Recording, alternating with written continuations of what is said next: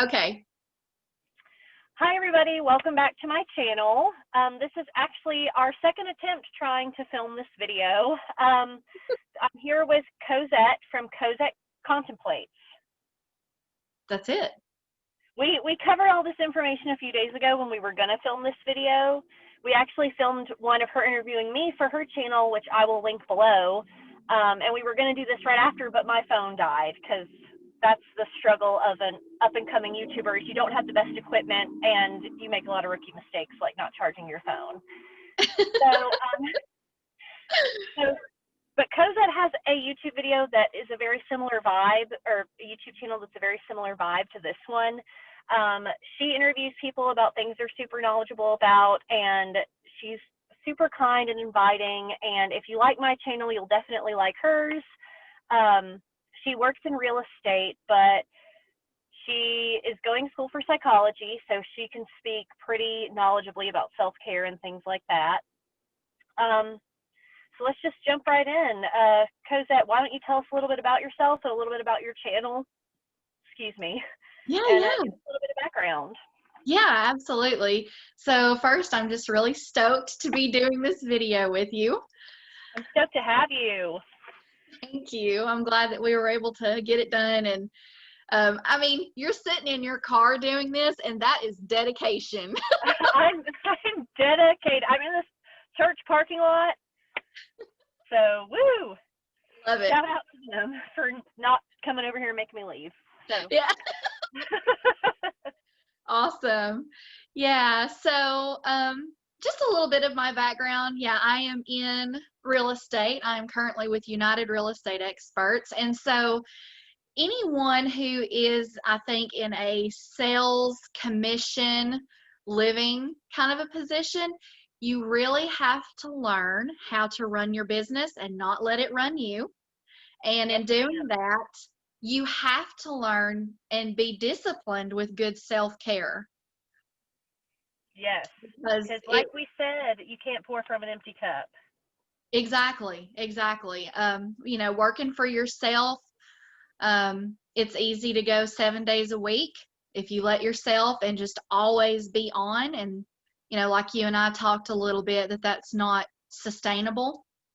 So yeah, just from, you know, career, just from life experience, and obviously in my psych courses, in my degree program, self-care is always a natural theme, you know, and it's something that I see that is so needed with our culture. You and I had talked about how, you know, the pace in America has just been so furious. And so I feel like we've got this golden opportunity that we could seize with the slowdown of COVID, to learn and implement faithfully good self-care. Sort of a chance for a cultural reset. Absolutely. Yes. Very well put. Cultural reset. That's what we need. I really believe that. As do I. Do you want to talk about a little bit about, like, what are some indicators in our society now that we're not, as a culture and as a society, practicing good self-care? Like, what are some symptoms of that you observe on a regular basis? Numbing out. People are numbing out. I see that a lot. And numbing out, it can take a lot of really sneaky forms. Numbing out can look like overwork. It can hide and disguise itself as ambition. You know, there are people who kind of some people will drown their sorrows with alcohol or substances, but some people will drown themselves in their work. Being in the industry that I am in, I see that a lot, because, you know, we're not on, you know, we're all like self-employed. Technically, we're independent contractors, so we technically work for ourselves, but because of that, we lack a structure that says you start at this time and you stop at this time. And Yes. so we trespass those boundaries often, and it's not healthy. So I see it a lot in my industry, especially in real estate. We just try to keep up a furious pace and just go, go, go, go, go. So yeah, numbing out would be one of them. Overwork would be one of them. There's just so many ways that people will disguise that. I think that something I see a lot is compassion burnout, because I work in a human services field. Like, you know, I've worked in so many different nonprofits where, people who you hear of their history in working in whatever cause it is, like who have done all these great things, but then you meet them and they're grumpy and tired and they're bitter and, resentful of everything in the world. And it's just because they poured too much from their cup and they didn't leave enough left for themselves. And I think that seems selfish, but it's not, because you can't continue to do your best for others if you're not taking care of yourself. Yeah, exactly. And I think our culture has been such that we are valuing ourselves, other people will value us, and we value others based on work ethic. And so there's this undercurrent, this unspoken undercurrent that says if you're not working 40 plus hours a week, then you're not contributing to society enough. And therefore you're just not as valuable. And we carry that guilt, I think, a lot of us. Yes. And a lot of us back off asserting our value if we're not in that kind of fast-paced work position. Mhm. Yes, I agree. And something I feel like as a mother is that when you're a mom, I don't men have their own set of pressures surrounding productivity and work, and that is also very toxic. Sure. Work yourself into the ground because it's your job to provide. But I feel like as a mother, you're meant to work like you don't have children and mother like you don't work. Like, Exactly. and there's sort of this implicit thing where it's like, well, if you can't do that, then you shouldn't have had kids. And it's Hmm. like, well, geez, I was 31 when I had her. Like, I only have the one. Like, Yeah. I don't, like, it's not like, and then you start justifying it, and then it becomes easy to kind of other people. It's like, well, she has 5 kids, like, just because you want to feel justified in your actions. And I think that becomes another symptom that we're not taking care of ourselves, is just when you start being resentful of strangers because you feel Yes. like the only way to build yourself up is on the backs of others. Right. That's a habit I have to constantly remind myself not to do. Like that, especially when it comes to being like women, I feel like, especially like other women are wonderful and fabulous, and it doesn't make me less so. And I don't have to find a way to take them down a notch to feel better, you know? Yeah, absolutely. And do you kind of feel like maybe that's a symptom of a society that has gone to extreme capitalism? What are your thoughts on that? I think that yes, I think that we are con- to create the demand to sell things that we don't really need. They have to generate the demand. So they have to teach you from a young age that you need things that you don't need, like things to make you look a certain way so that you'll be beautiful, so that you'll be valuable. This is speaking purely from a woman's standpoint. There's a million other facets and sides to this depending on the life you live and the privilege and oppression that you experience. But just from a woman's perspective, like, um, you're taught, and I am privileged that my life holds a certain amount of value because I'm a white woman. But, I'm not traditionally beautiful. So that's something that, I've always felt like if I just buy this right thing, then maybe I will be. I do think that's a symptom of capitalism, but I also think it's a symptom of like social media, it's so great because we're more connected than we've ever been, but also it's easier to compare your life to other people's highlight reel more than it ever has been. And that's just not the reality. You know what I Right, right. mean? Yeah. Yeah, social media can be a real beast for self-esteem issues. Yes. And not to quote a very cliche quote, but it's that comparison is the thief of joy, but I do believe that. Truth. Yeah, Um, it really is. so what are some ways that you have found to work against that, to like not compare yourself, not turn on the people around you when it's the system that's the problem, and just stay on the sunny side of life? Like, what are some ways that you found to be able to do that? Well, first I would say I'm not always on the sunny side of life. But to to kind of salvage my sanity, because some days it's just that. Um, Mhm.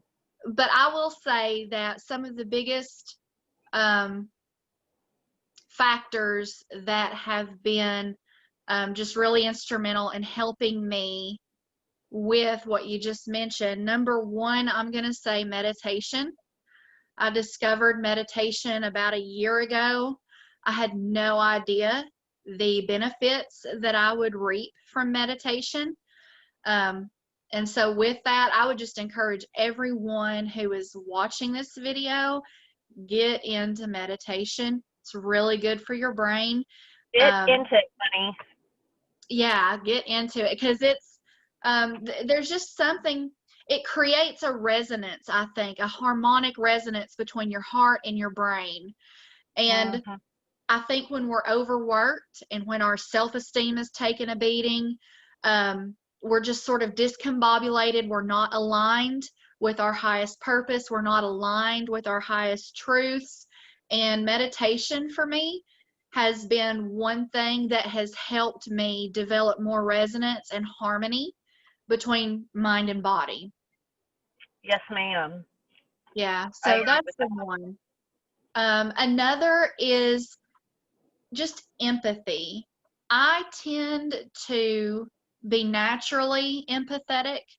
That is what I lead with in every area of my life. You will see that in my personality, my business. That's just how I lead. Um, but with that natural bent, I think it helps me interpret the people in the world around me first through the lens that there are factors in the lives of others that I'm not privy to that contribute to why they are the way they are when it doesn't make sense to me. Mhm. So, Absolutely. I think that's true too. And I find the less I judge other people, the less I feel judged. Like, there's some positive feedback there where the kinder you are and the kinder you try to make your thoughts, you just yes, assume that people are thinking just as kindly and forgivingly about you, and it makes it easier to move through the world without, yes, putting that kind of pressure on yourself because you're not putting that pressure on others. absolutely. Absolutely. Yeah, that's also, I think that's a very imperative lesson, actually, especially in 2020, just to be perfectly honest. Yes, I Allowing, agree. if you're not, if you find that you're not allowing others to just be, then that is a direct reflection that there is something inside you that you are just so not pleased with, um, that's eliciting that reaction. Right, because don't you feel like the things you find so distasteful in others are the things you like least about yourself? Because I Sure. find that to be true. I Yeah. judge people the most harshly for the if I there are parts of myself still that, even with all the work I've done, that I like am embarrassed to show, and when other people are running around flagrantly showing it, I get like secondhand embarrassment for them, and it almost makes me resentful. And I have to say, if someone's having that kind of effect on me, like, what is that saying about what's going on inside me? Because that's not reasonable to have that response. Sure. Yeah. And I think that takes a high level of self-awareness, because I think it is in those moments you have to almost be very much monitoring your self-talk, because you have to recognize when that chatter starts coming through. It's kind of like you were saying, when you recognize it, you're like, okay, why am I thinking this? I shouldn't be thinking this. Let me do a little bit of soul searching and sort it out. And there's this quote I heard that I think is really, I didn't mean to interrupt you, I'm sorry. No, you're good. Keep going. There's like a small delay, so sometimes I don't know you're about to talk until I started talking. That's another side effect of 2020 is dealing with technology. Right. But a quote that I really try to live by that I thought was really impactful for me is, it was when I was going to school for human services, and I was taking a lot of classes that centered around social problems, and it really led to me discovering some implicit, like, racism and just like stuff that I had been raised with, that I wouldn't have considered myself a racist person. I would have never called anyone the N-word, but just stuff that I thought that Yes. wasn't true, that was damaging. Right. And there's this quote that I read that was like, whatever you first think when you encounter any person, that's a direct result of your conditioning and how you were raised. Exactly. It's what you do next that defines who you are as a person. Exactly. So Yeah. don't get hung up on beating yourself up for the very first thought that you have. If it's negative or judgmental, just use the next moment to choose to try to do better and be kinder and more compassionate. That's something that I try to do, and try to keep myself from going down any kind of toxic spirals. Yes, absolutely. That is really profound and really powerful, because it is in those moments after you've had that thought that shape who you are. And not only that, but those small moments, as they're shaping who you are, that's also shaping your destiny. I Yes, mean, really, ma'am. it is. It's shaping your future. So it's super important to get to the root of those things when you notice them and when you catch it. So, if you could change 3 things about the way that we do things, big or small, on a daily basis, that you think would be most helpful and impactful to our society and our sense of self-care and self-value and our sense of community, what would those 3 things be? First, I would say to practice being a circumspect person. This is a theme that has been very important to me as of late. It was something I was actually meditating on earlier today. Oftentimes, I think that when you find yourself, especially if you're in relationship with someone, friends, family, romantic or otherwise, when you find yourself that you just can't see eye to eye, that you're not on the same page, I think it really pays to be circumspect, to really try to see through the lens of someone else's realities. I feel like our culture is such, the atmosphere in our country right now is such that we see things this way, our way, one way. This is what makes sense. Everything is hard and fast. And people aren't taking the time to be intentional about listening to understand rather than listening to reply. And so I think the first thing I would say is, if you're not a naturally circumspect person, if that's not one of your first inclinations, I would say implement that as a practice in your life. It will really, I feel like it'll bring some harmony into your life. The second thing I would say is be intentional about empathy. Some people are not naturally empathetic. That has been hard for me, but I also have to recognize that just because someone who is, whether it's me or anyone else, naturally leads with empathy, it's no indication of any sort of superiority. That's something that sometimes comes to my mind, because it will That's very pull me. wise. Yeah, it pulls me, I find that it pulls me into a place of, well, I would never do that. I would never think that. I would never say that. And that's one of those moments that you find yourself with that chatter and you go, but wait, that's me. That's no indication of superiority. It's just different. Um, and so I think empathy would be another thing that I would add, um, because I think that everybody needs it right now. It's just tough. Absolutely. The third thing, that's hard. Let me think. I would say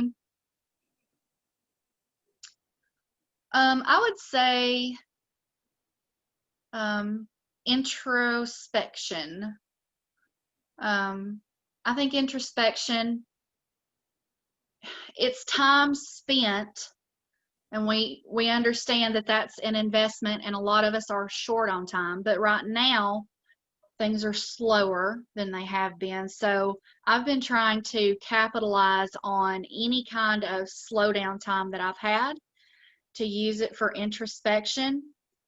Um, I feel like even when you just sit quietly, even if you're not making profound self discoveries, and even if you're not making headway into some of the issues that you have, it seems like a day or two later, there's just this massive download of wisdom that you'll find yourself with after spending time in introspection meditation.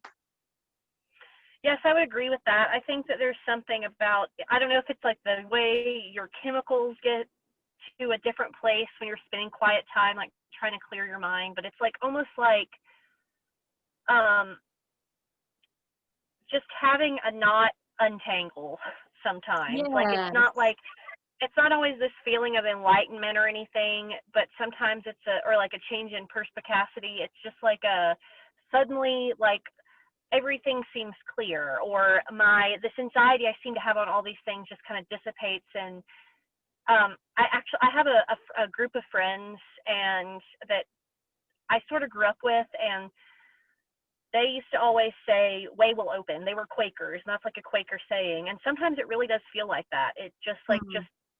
you get this sense of clarity, and it's like the way to get to where you want to be just opens up in your mind. And I do think sometimes that comes from not trying to actively work it out and just allowing your brain to rest and be quiet, because it needs a break too.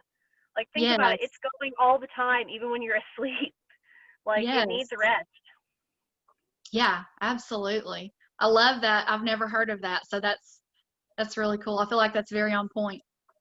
Yes, they were a big impact on my life. I hope to have some of them on my show later, because they're just a family of thinkers and very compassionate people, and they are a big reason why I turned out to be compassionate and open-minded. So I'm very thankful for them. And that's why I'm so big on community, because I think that the more we form relationships with others, the easier it is to do the things that you're describing.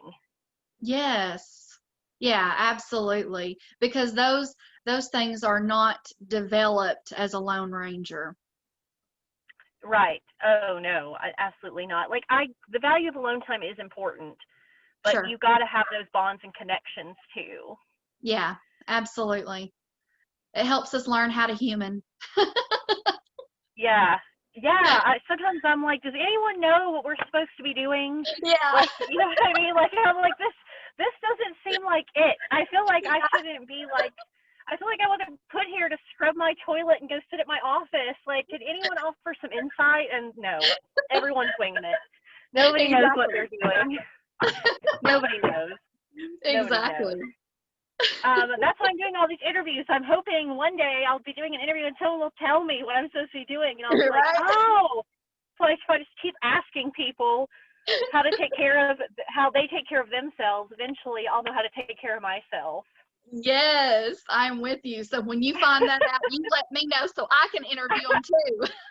Okay, okay, for sure, for sure. Well, thank you so much for being on, and thank you for being so flexible and patient with all the rigmarole of trying to figure out this time frame. And I really Yeah. hope to have you back on again soon and do another collaboration with you. I would love to be able to meet and get together in person when we're allowed to do that. Yes, same. I would love that. and we'll plan it out, and Jimmy will be there too, and maybe we can do like one of those fun YouTube challenges, the three of us, like, you know what I mean? Yeah. Like, I can't think of one, like, you know what I'm saying? Like Yeah, snort yeah. cinnamon or jump in a pool of ice water or something. Right. You know, I'm not eating any Tide Pods. I draw the line at eating washing detergent. I just want to put that out there now. Okay. I think I'll opt out of that too. But Maybe whatever the case, we we'll can let do one of Jimmy the lead the makeup way. ones. Yes. Yeah, we'll be like, you go first. You're the healthiest, so you're most likely to survive. Exactly. Although if it's anything cold related, he will not survive. But I'm really built much more for cold weather than Jimmy. So Same, sis, same. like, that's what I tell him. I'm like, you will probably outlive me unless there's like a nuclear winter, and then Yeah. you're just not built for it, man. You don't have enough body fat. We have advantages. He doesn't think it's funny, but I think it's hilarious.